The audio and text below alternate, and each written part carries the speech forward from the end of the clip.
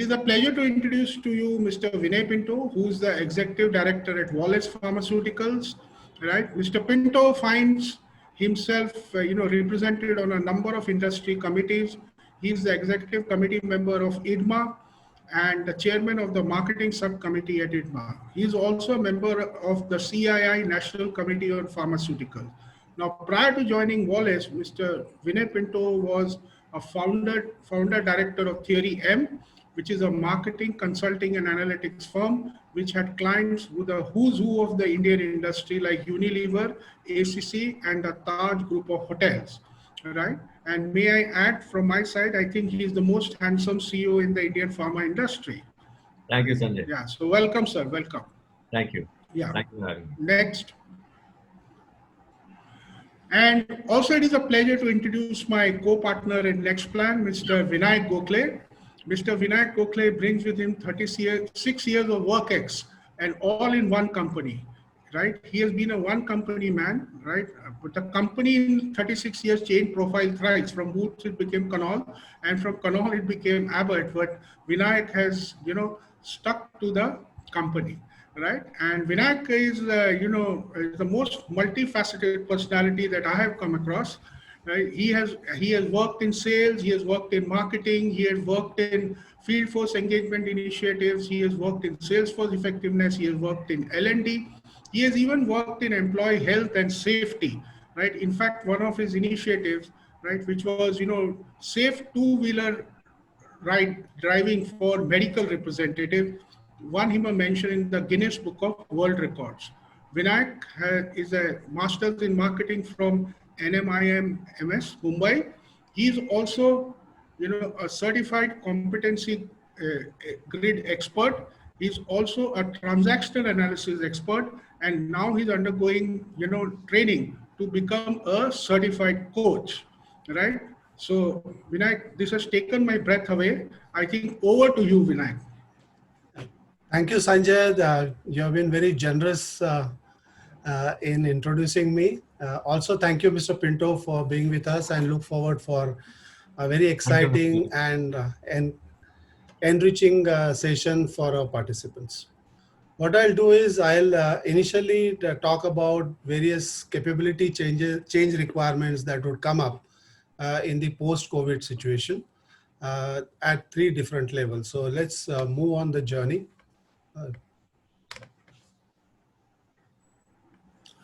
So I would first like to start with a quote from Socrates. He says that point in time, the only good is knowledge and the only evil is ignorance. Coming to the era of today, there was a research published by KPMG Future of Learning 2020, which also talks about more than 80% of executives indicating that talent is their #1 priority. There's another data which talks about and published by Talent LMS in June 2020. It also talks about a large number of organizations and the employees give and highlight the importance of building skills, reskilling and upskilling, so that one stays relevant in the changing times.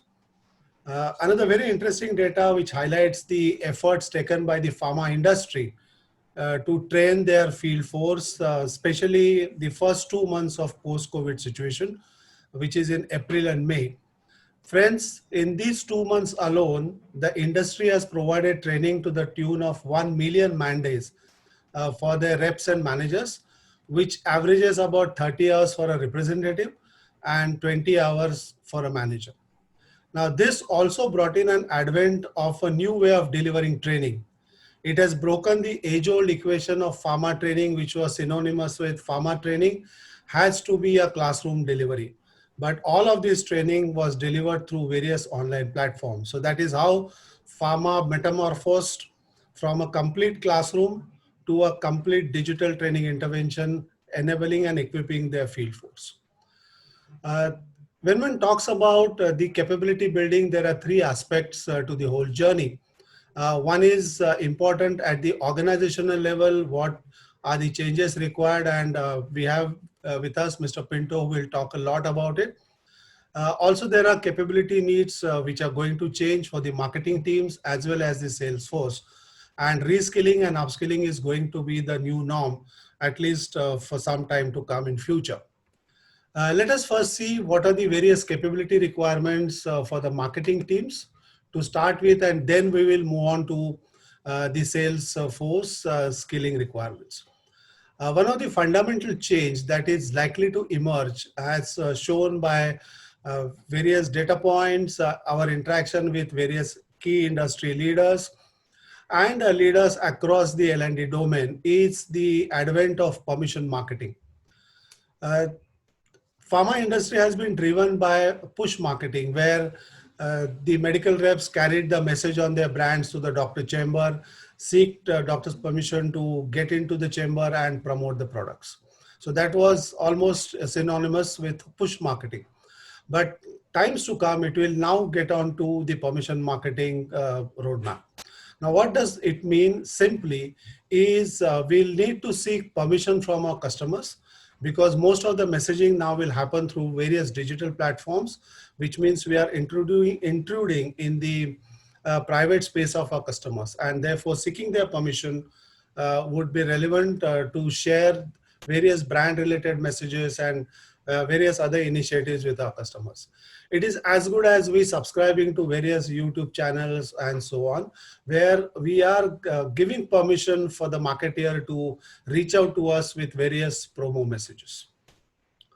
Another important aspect would be understanding our customers in that much more different ways, because if we have to ensure that our messaging is relevant, knowing the customer in multi-fold, multi-way possibility is going to be the new requirement. Ability to understand and leverage various digital mediums would be crucial. As you probably would have seen already, almost all our customers, doctors, have moved on to using various digital interfaces, including the senior doctors. They are using now telecommunication, telemedicine, messaging using various digital platforms, whether it is WhatsApp, a simple phone call, but quite of it has moved to digital way. And therefore, it is important for us to understand what are the various digital mediums available for us to interact and communicate with our customers, and how do we leverage those mediums differently to suit the individual requirements of every doctor. Creating brand messaging and differentiation in the digital cluster will be another requirement. I'm sure all of you would have witnessed this. Most of the companies, most of the marketing teams are using various digital platforms already, which means my doctors are already getting bombarded through various digital interfaces through different brand messages and communications. So if my doctor has to notice what I want to communicate, I need to be ensuring that my messaging is different, it is relevant for my customers, and then it gets noticed. Being ahead of the curve in the same sense would be important, because everybody would be looking to do things as per the new normal and the new requirements. And the one who is going to be ahead of curve would be the one who would be getting noticed by the customers. The first mover advantage will always be there with these tips. Response of speed and flexibility would be also very crucial. Previous times, as many of the marketing teams would have seen, they would have a brand plan which is spread over entire year and maybe quarterly plans drawn in place. But things changing every day, which would mean while the annual plan would still be in place, the brand management team will to respond with changes maybe as quickly as within 8 to 15 days of a new thing coming on horizon. There also is going to be a lot of requirement around aligning field force to various new things the marketing teams are undertaking. The brand promotion, the messaging, the use of various platforms is required for the field force to understand. And also it needs to be important for the marketing teams to communicate to the field force how each of these interventions to be used effectively. Previously, marketing teams relied a lot on data like SMSRC, AIOCD, AVAX, IQVIA. Moving ahead, added to this data points would be the digital insights. and there would be various data points that would emerge from the digital interventions the marketeers would be using to engage their customers. So how do we use those digital insights, which will quickly able to tell us whether this particular messaging is reaching, it is creating adequate impact on our customers, whereas this line of messaging is working, not working. So how do we use this and respond quickly? Uh, Another important value to us is how do you influence your leadership to ensure that they are there with you, they are there to support the new way of working, and they become a solid backbone to ensure that the entire organization is there in this journey. Coming to the requirements for the sales force, one of the prime requirement that would come up is how do we ensure that and treat every customer from an account management perspective. Previously, say a big institute like Apollo's of the world was being considered as a key account. But moving on, things will take shape where every doctor would be considered as a key account. And therefore, holistic customer information capture would become relevant. It would be required for us to know the customer in as many ways as possible. And more importantly, how that information would get processed and used by the field teams to create a strategy revolving around each customer differently would be very, very crucial to ensure that our customers are with us and they continue in terms of providing support to our products. As we have already discussed and as you must have already experienced in the market, almost all of your customers are using different technologies today. And if you have to interact with our customers differently using various technologies, digital literacy would be very, very important. We, as people who are directly facing our customers, need to know various digital platforms. How do they function? How can we use each of the digital platform effectively to come so that we communicate with each doctor differently would be very crucial. Digital etiquettes and therefore will also come into play, which means a simple, say like we are sending an email to a doctor. How do we write that email? How do we draft that email? How do we do the salutation? How do we start the message on the email? How do we conclude that email? All of that would become crucial. For example, you are sending a WhatsApp message. How do you draft that message? If you are calling your customers, how do you call a customer? How do you start a telephonic conversation? If you are using other digital platforms, say like LinkedIn, or say Instagram, or say Facebook or Twitter, how do you use these platforms effectively and so that customers can notice you, customers would appreciate the way you are meeting them on digital platforms would become important as one of the learning activities moving on.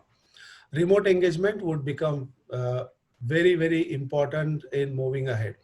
It's not just customers we would be engaging remotely. It's our teams who would be interacting remotely. Backend with our head office, our marketing teams who would be engaging remotely, and therefore remote engagement would become very crucial. Previously, many times your interactions were driven through face-to-face meetings with your reps. But now it would be quite often, say, a digital interface and digital review. So remote engagement would be another very important aspect of our working. As is relevant for the marketers, the permission marketing would also be important for us from a sales perspective. Now here, the application would be different. Permission marketing for a salesperson would be seeking doctor's permission on when do you want, when you can send a message to a doctor. What is doctor preference to receive an email? When the doctor would want to get a WhatsApp messaging? When the doctor would prefer in case he allows you to call up. So that would be the aspects around permission marketing will revolve for the sales teams.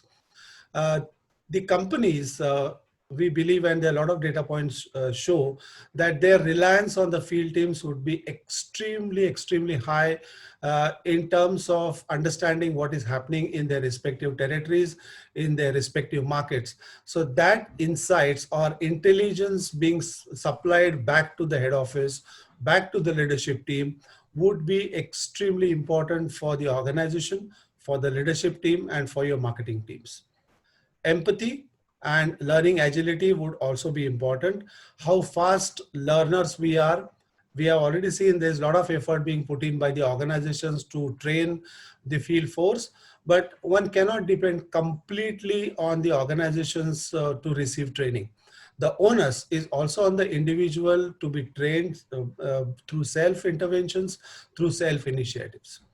All of these changes would mean there would be definitely an increase in stress, and therefore how do we manage this stress will be relevant. And the stress will not be just for us as an individual. There will be stress across our teams.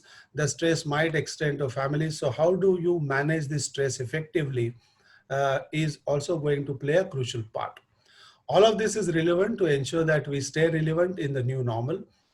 We stay ahead of curve, and we continue to enjoy the fruits of success. Collaboration is also going to increase significantly with our marketing teams, with our training team, with our SFE organization. There's going to be a lot of communication and messaging interactions that would happen, and that collaboration will also be on a significantly high level. It's time now for us to understand what are the organizational capabilities that would be relevant in the new normal, which would be an important bridge from between the marketing capabilities and the sales capabilities. And if we have to win, we have to win together as a team. With this, I would request Sanjay to continue the session and for very valuable insights from Mr. Pinto on the organizational capability requirements.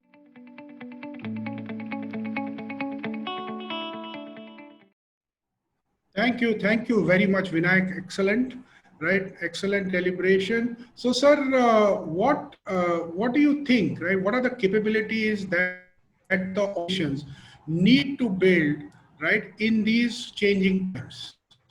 Yeah. So this is this entire topic. As we have deliberated this afternoon, is dynamic. Things are still changing. You're right. I touched upon the fact that in April and May, in the as Vijay put it, in the post-digital age, he separated pre-COVID and post-digital. In that age, most companies did not have, they were looking for ways to engage their people. So the first port of call was digital training. So, that started, then, webinars started, but it was more of a default mode.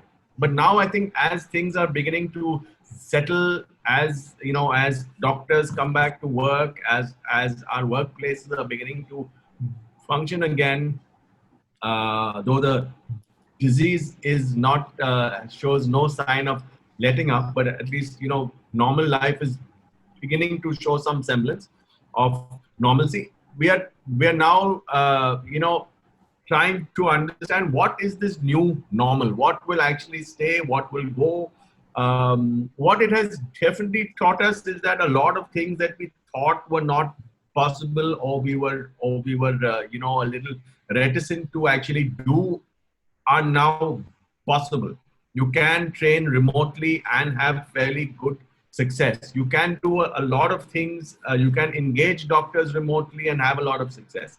So I feel, that it has been a great learning for us. And I have basically 3 points to make.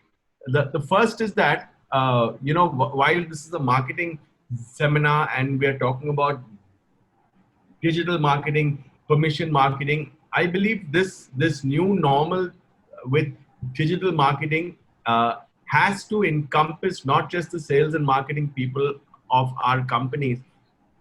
It has to encompass all departments, because this is something that sort of permeates into all sections of our companies. In all departments, everyone has a role to play, because now technically there is no challenge. You can do pretty much virtually everything, but for it to actually bear fruition and to come into play, all departments have to understand what is the role that they play, what is the role that finance plays, what is the role that supply chain plays. So in digital marketing, so I believe that companies have to, encompass all departments into this movement, because it is nothing. It is here to stay.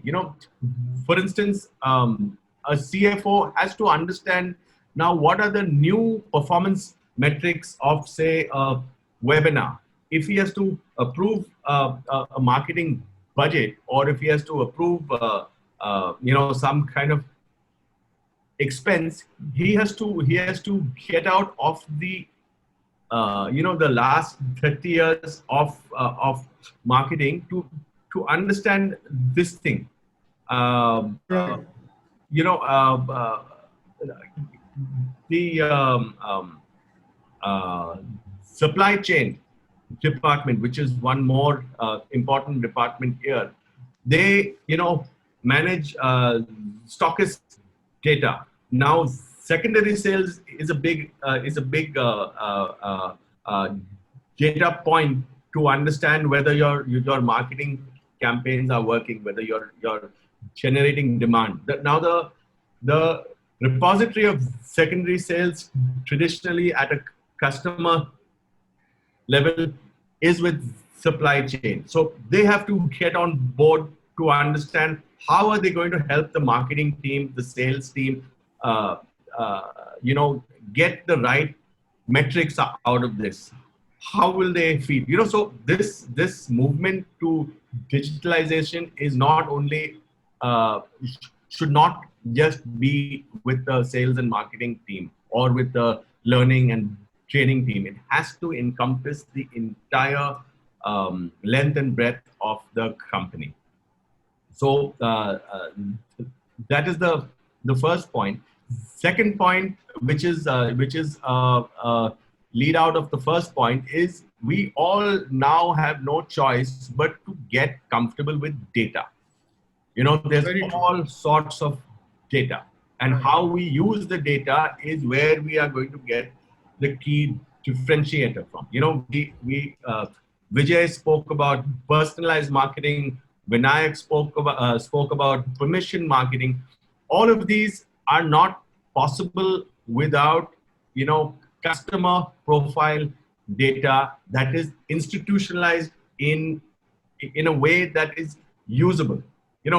Data is useless if it is not able to be transformed into knowledge. And I believe that and something that we are working on at Wallace is to be able to get together disparate data to be able to give views of things which have not been looked at before. Traditionally, we have, as a company, and I know it is the same across the sector, we have always sort of looked back at data. We have always looked at, prescription data from a third-party source, or secondary sales data from a third-party source, and we tend to make our plans that way. But now, if we actually do retail chemist prescription audit in the spirit of it, log the information in, and compare that data with some more insights, we can actually have our own dynamic knowledge that we can then use. And that means that all of us, all departments, including sales and marketing, have to get comfortable with data. We have to be able to understand how to organize data. We have to be able to understand, what actually fits in. And now, as more and more data pours in from, all our digitization of marketing processes, thanks to COVID, it is creating so much of data that we need to now build capabilities to be able to structure this data into usable useful things. And this is not traditionally a capability that pharma has had. So I believe that this is something that we need to build up. I remember working in banking. Banking, I think because of their regulation, they have had this whole KYC norms, but that is actually the best profiling data you can get, and it has permitted banks to do this whole permission marketing. They can give you right home loan at the right time. They can tell you, now is the time to move your money from your bank account to a fixed deposit. Uh, they can do all of these because they know you a lot better than the next sector, and that's because of KYC. So as a pharma company, as a marketer, we have to now strive to know our customers better. And it is not just the doctors, it is also, the our trade partners. It is also, all of these are customers to us. So we have to now, start building capabilities to be able to use data to get to know all these guys better, so that as Sushil, Vijay, and Vinayak have spoken about, they have to strive to get the right message to the right customer at the right time, using the right resource. So you can't spend too much of money, because you have to understand what is the return. You can't spend too little money. So we have to strive into that, to get into that place where we can have optimal resource spending for the right message. And that will only come if we get comfortable with data. The third point is that, we should, I feel that, we should be nimble. We should be able to, do things quickly, because technologies are changing so fast. Just last year's platforms have changed now to something else, and all our marketing and sales teams have to be able to be on top of things. And to be on top of things, I feel that one has to do things themselves. You at the same time, Vinayak spoke about collaboration.